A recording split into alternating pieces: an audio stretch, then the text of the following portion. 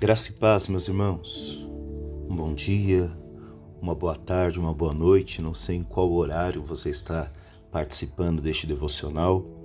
Então, peço que você agora tome a sua Bíblia, se possível, se assente em um local tranquilo. Esqueça os problemas. Vamos viver este momento. Deus tem algo para te falar no dia de hoje. Deus quer falar com você. A palavra de Romanos, capítulo 3, o versículo 23, nos diz: porque todos pecaram e destituídos estão da glória de Deus, sendo justificados gratuitamente pela sua graça, pela redenção que há em Cristo Jesus, ao qual Deus propôs para propiciação pela fé do seu sangue, para demonstrar a sua justiça pela remissão dos pecados, dantes cometidos sobre a paciência de Deus. Meus irmãos, quando nós olhamos para a humanidade, nós vemos que não há um só homem que não tenha sido corrompido pelo pecado. Todos nós pecamos, por isso somos dependentes da graça e da misericórdia de Deus. Só a Ele nós devemos louvor, só a Ele nós devemos adoração. E é sobre isso que nós vamos meditar. Eu convido você a tomar a sua Bíblia em Atos dos Apóstolos, capítulo 10, o versículo 25 e o versículo 26.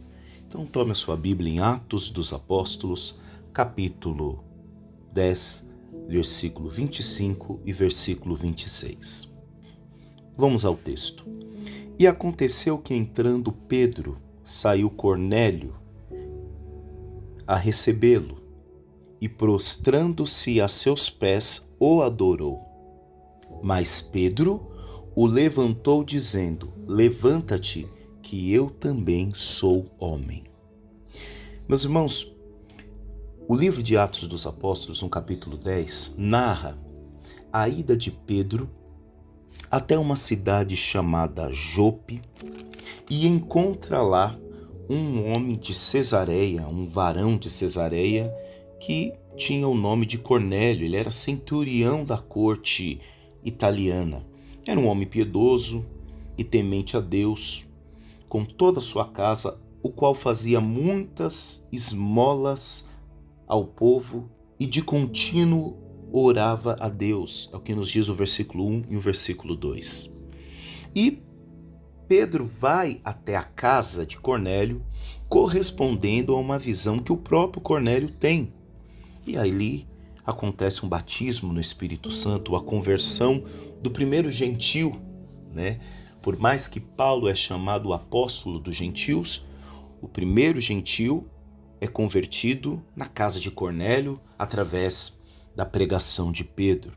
É ali que tem o versículo que vai dizer que Deus não faz acepção de pessoas, que é o versículo 34 do capítulo 10. E abrindo Pedro a boca disse: e conheço por verdade que Deus não faz acepção de pessoas. Ora, o que é esta acepção de pessoas que Pedro está dizendo no texto? Ele está dizendo que Deus também é Deus dos judeus, como também é Deus dos gentios. Uma vez que os judeus acreditam que o Messias ou o Mexia veio apenas para um povo, uma raça eleita, Pedro diz que Deus não faz acepção de pessoas e que o amor dele, que a graça dele, a misericórdia dele não está restrita a uma etnia e nem a um local. Uma vez que Cornélio, ele era um gentil.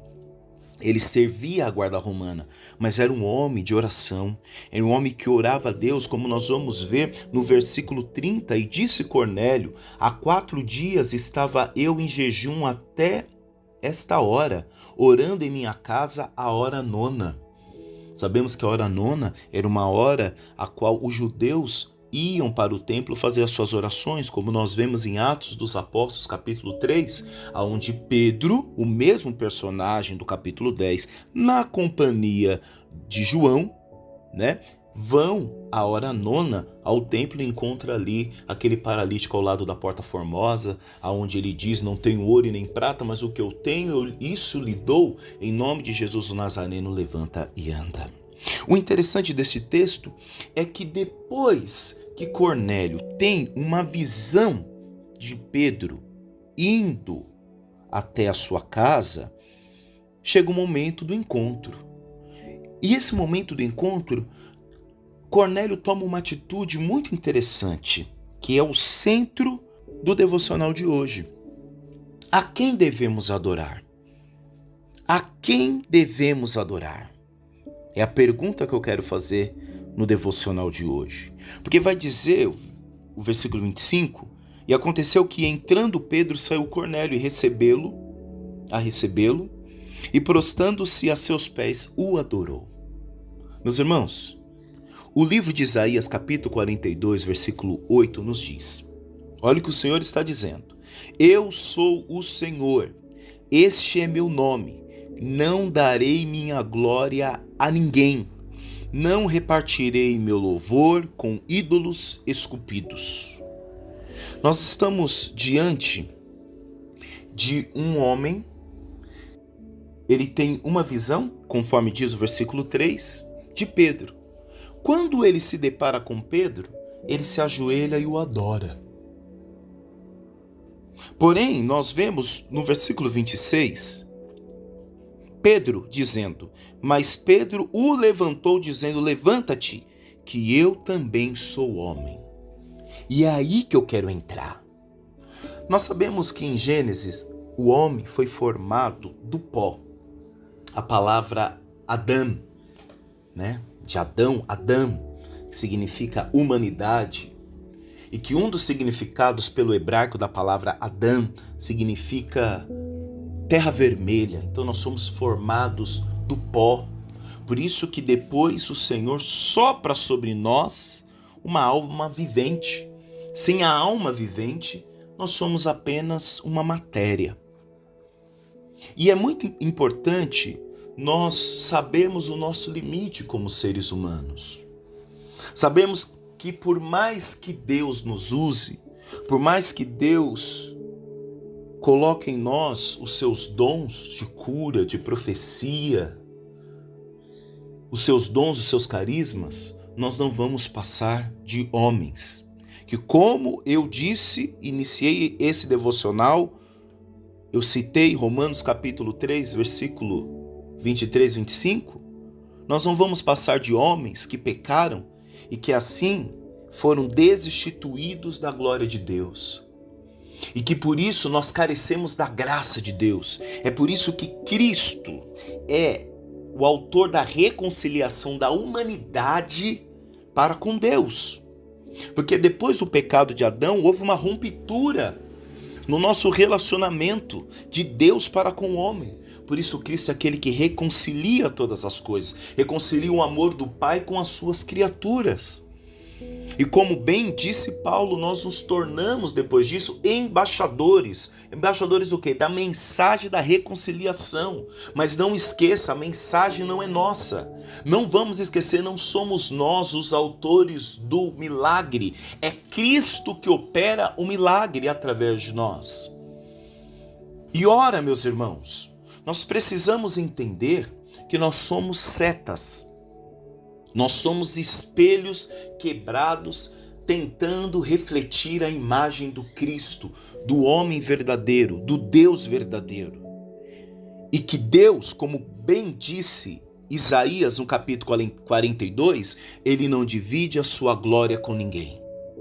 Então que ninguém tente usurpar, tente roubar, tente tomar posse de uma glória que jamais irá lhe pertencer. Você é pó. O que nós somos diante de Deus se não pó, se não caco? Meus irmãos, na história da igreja, é muito interessante os fenômenos porque a igreja também é uma reunião social. É certo que é o corpo místico de Cristo, mas ali também há manifestações do social. Ali há manifestações do ser humano, né? Quanto comunidade, quanto humanidade. E nunca se viu tanto casos hoje de abusos espirituais. Homens que se acham divinos, homens que não entenderam quem verdadeiramente são. Homens que têm dia após dia colocado fardos, que como Cristo disse acerca dos fariseus da época, fardos que com o próprio dedo eles não conseguem carregar, desatar. Fardos pesados que eles mesmos não conseguem. Homens que querem ser divinos a todo custo. Porque agora não basta ser pastor, então eu sou apóstolo. Não basta ser apóstolo, então eu sou bispo. Não basta ser bispo, daqui uns dias nós vamos ter outra nomenclatura, talvez semideuses. O fato é que todas essas nomenclaturas e todas essas titularidades, se elas não forem traduzidas no serviço, se elas não forem traduzidas no despir das suas vontades, de nada importa. Não está representando a cruz de Cristo. Então, meus irmãos, nós precisamos começar a ter um olho clínico, olhar espiritual sobre aqueles que têm nos comunicado o Evangelho. A glória é do Senhor, o louvor é dele, por ele e para ele são todas as coisas. À medida de que, se hoje nos faltar determinado pastor, se hoje nos faltar determinado homem de Deus, no seu ofício de anunciar a palavra, não se preocupe, Deus irá levantar outro. Foi assim com Moisés. Para cada Moisés existe um Josué. Foi assim com o primeiro rei de Israel, Saul. Aliás, rei esse que o povo o pediu. Na saída de Saul vem Davi. Com a saída de Davi vem Salomão. E o projeto de Deus, o propósito de Deus continua. Deus não divide a glória dele com ninguém. Eu não consigo entender, meus irmãos, essa ânsia que eu vejo de muitos seres humanos a todo custo querer ser divinos. Nós precisamos entender que o chamado do Evangelho é um chamado a ser diferente. Diferente em nossa era, diferente na nossa forma de nos portar, diferente na nossa forma de nos posicionar. Então, quando você abraça o Evangelho de Cristo, você se torna um pequeno Cristo. O convite é você ser diferente. Porque, afinal de contas, se a sua forma de ser cristão é uma forma que você não passa por embates, se as suas vontades não são frustradas neste caminho que você está lutando para ser um pequeno Cristo, tem alguma coisa errada. Se esse Deus que você diz adorar, ele em nenhum momento o repreende, em nenhum momento ele lhe convida à mudança, talvez você não está adorando o Deus verdadeiro, talvez você está adorando a si mesmo, você está adorando as suas vontades. E parece que quanto mais nós lutamos para ser divinos, seres espirituais, não porque, nossa, você tem que ver, aquele camarada, nossa, como ele revela até o número do CNPJ, vamos lá, porque ele revela o número do RG. Meus irmãos, é tempo de nós termos maturidade em Deus, é tempo de nós termos um compromisso com a palavra. A palavra do Senhor vai dizer que nos últimos dias iriam aparecer vários se autodenominando os Cristos, Messias, salvadores messiânicos dos últimos tempos. Mas, no entanto, nós temos o exemplo verdadeiro, Cristo Jesus. Meus irmãos, o livro de Lucas, capítulo 5, creio que os irmãos conhecem essa passagem, né? Ela é chamada de a pesca milagrosa.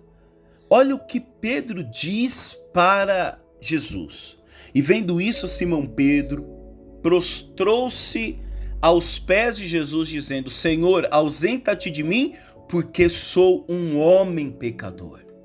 E é interessante ver que este homem pecador, dotado de medos, dotado de deficiências, Pedro, que era um homem impulsivo, um homem verdadeiro, um homem que não escondia as suas emoções, no primeiro contato que ele tem com um milagre operado por Cristo, e ali ele reconhece quem era o Senhor, Ele diz: eu sou um homem pecador.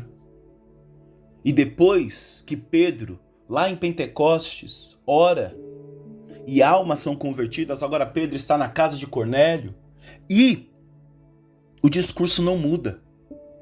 O auto-reconhecimento não muda. Pedro continua dizendo: eu sou um homem. Isso é muito bonito porque quanto mais nós entendemos quem somos, mais nós percebemos o quanto necessitamos de Deus.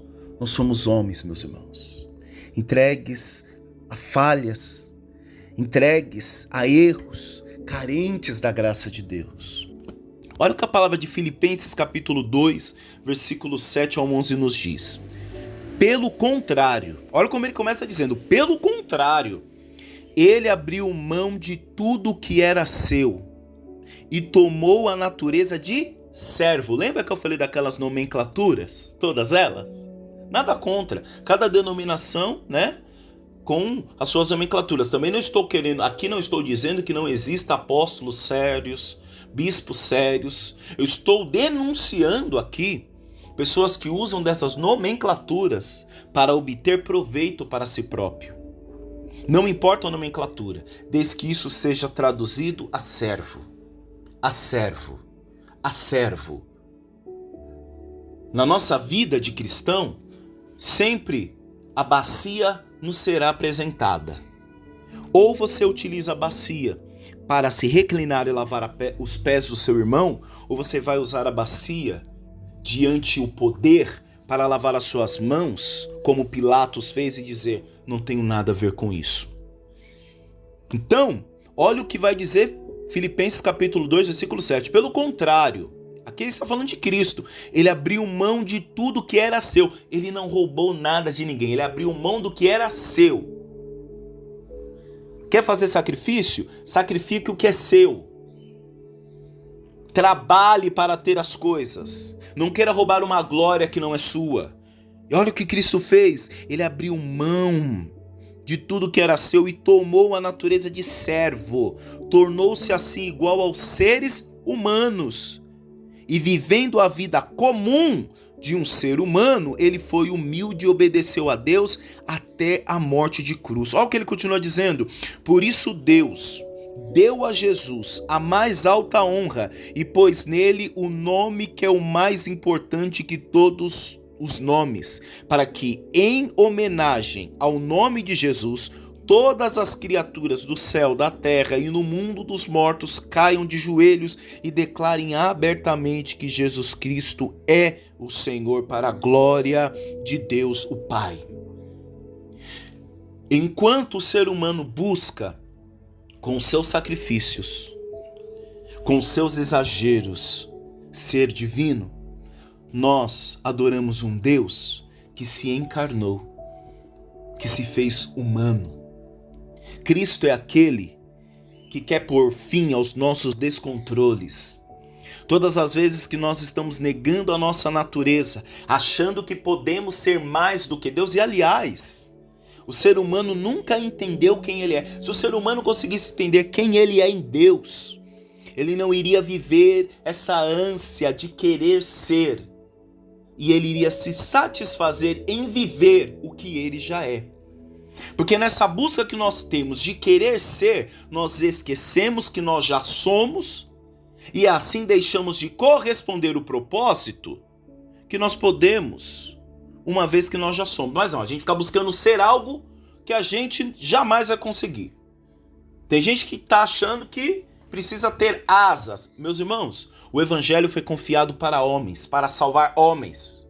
O evangelho não foi confiado para anjos. Deus poderia muito bem ter enviado anjos. Não, mas o evangelho foi confiado para homens. Homens pregando para homens. Homens falando da graça de Deus. Homens sendo diante de Cristo Jesus um testemunho vivo, dizendo: ei, meu irmão, você consegue. Eis aqui a palavra do Senhor que ele diz: no mundo tereis aflições. É o Senhor dizendo: mas eu venci o mundo. É um evangelho um evangelho divino confiado a homens. Isso é magnífico. Deus não precisava, meus irmãos. Deus não precisava Mas o que ele fez? Se despe da sua realeza, se encarna para nos ensinar. Deus quer agir naquilo que nós não temos mais controle. Deus quer agir nas nossas fraquezas. Então que Deus, meus irmãos, nos ajude a servi-lo tal como nós somos. Entender, meus irmãos, que não há ponto maior, grau maior que nós vamos chegar senão aos pés dele. Lembra de Marta e Maria? Lembra que Jesus disse para Maria, a ela foi reservada a primeira parte, essa parte não será tirada. E aonde Maria estava? Estava sentada para páreo? Maria colocou uma cadeira do lado do Senhor? Não, Maria estava aos pés. E não há ponto mais alto que nós vamos conseguir chegar senão aos pés. Entender a nossa humanidade. Isso é conversão. É entender que nós somos doentes, nós somos necessitados da graça de Deus. E que, meu irmão, se em algum momento bater um pequeno fragmento de ambição, de uma glória que jamais será nossa, repreenda isso em nome de Jesus. Repreenda isso em nome de Jesus. Nós precisamos saber quem somos em Cristo Jesus. Eu ia dizer isso minutos atrás, eu acabei por esquecer. Quando você olha Gênesis, você vê a serpente propondo para Eva uma possibilidade de ser algo. De ser algo. Você vai, coma desse fruto porque você será como Deus. Vocês serão como deuses. O ser humano nunca feliz com a sua condição. O ser humano sempre buscando ser o que ele não é, buscando ser o desconhecido. E no entanto, o que Cristo quer? O que Cristo quer é que nós nos entendamos, aceitemos quem nós somos nele, com ele e para ele. Amém, meus irmãos? Vamos orar. Pai Santo, Pai querido, graças te damos pelo teu amor e pela tua bondade. Senhor, a ti toda honra, toda glória, todo louvor, e que o Senhor venha repreender em nosso coração a vaidade, que o Senhor venha repreender no nosso coração todo desejo, ó Pai, todo desejo de possuir uma glória, de ser reconhecidos, de ser ovacionados. Senhor, que nós consigamos entender que a tua palavra não foi feita para nos vangloriar, que nós consigamos entender que pregar a tua palavra, Senhor, é um motivo de graça, de privilégio. Mas também entender que o teu reino não é feito de privilégio, e sim todos somos privilegiados. Obrigado a Deus pela morte do teu filho na cruz, Senhor. É por ele, como nós dissemos, para ele são todas as coisas. Senhor, arranca do nosso coração a vaidade. Senhor, arranca do nosso coração a vaidade. Arranca do nosso coração o orgulho. O desejo torna de ser ovacionado, de ser reconhecido. Senhor, que nós venhamos desejar que o nosso nome esteja escrito no livro da vida.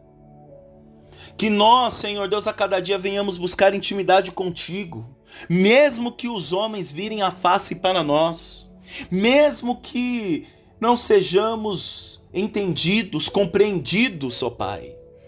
Que a nossa intimidade contigo aumente a cada dia. Queremos ter relacionamento contigo, ó Pai.